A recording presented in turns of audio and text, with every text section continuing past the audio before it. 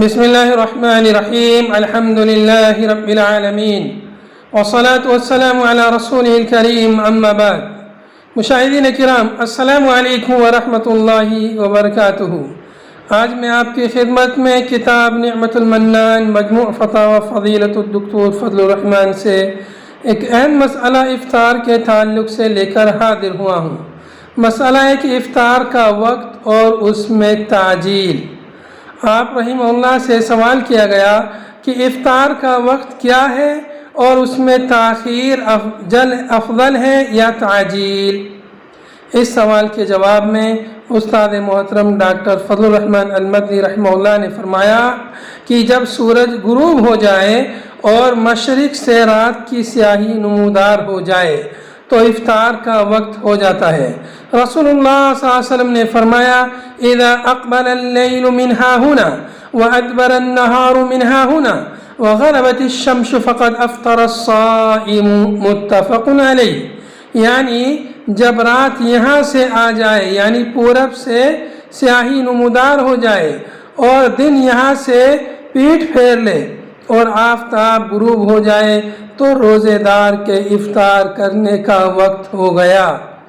سورج غروب ہو جانے کے بعد افطار میں جلدی کرنا افضل ہے اور بلا وجہ احتیاط کے نام سے تاخیر کرنا ٹھیک نہیں۔ رسول اللہ صلی اللہ علیہ وسلم نے فرمایا لا يزال الناس بخیر ما عجل الفطر، متفق علیہ۔ لوگ جب تک افطار میں جلدی کریں گے بھلائی میں رہیں گے۔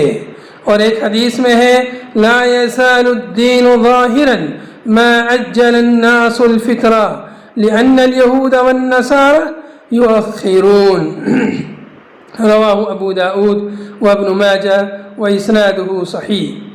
لوگ جب تک افطار میں جلدی کریں گے دین غالب رہے گا، اس واسطے کہ یہود و نصارہ اس میں تاخیر کرتے ہیں۔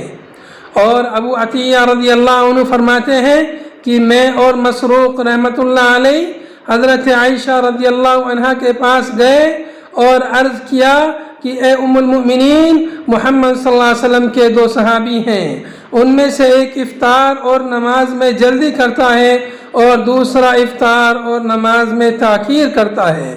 انہوں نے پوچھا دونوں میں کون افطار و نماز میں جلدی کرتا ہے؟ ہم نے کہا عبداللہ ابن مسعود رضی اللہ عنہ۔ انہوں نے کہا اسی طرح رسول اللہ صلی اللہ علیہ وسلم نے کیا ہے، اور دوسرے صحابی ابو موسیٰ رضی اللہ عنہ ہیں، رواہ مسلم۔ مگر جلدی کرنے کا مطلب یہ نہیں کہ سورج غروب ہونے سے پہلے ہی یا اس کے غروب ہونے میں شک و شبہ کے باوجود روزہ افطار کر دیا جائے، بلکہ مقصد یہ ہے کہ آفتاب غروب ہونے کے بعد فوراً افطار کر لے، دیر نہ کرے۔ وآخر الدعوانا ان الحمد للہ رب العالمین۔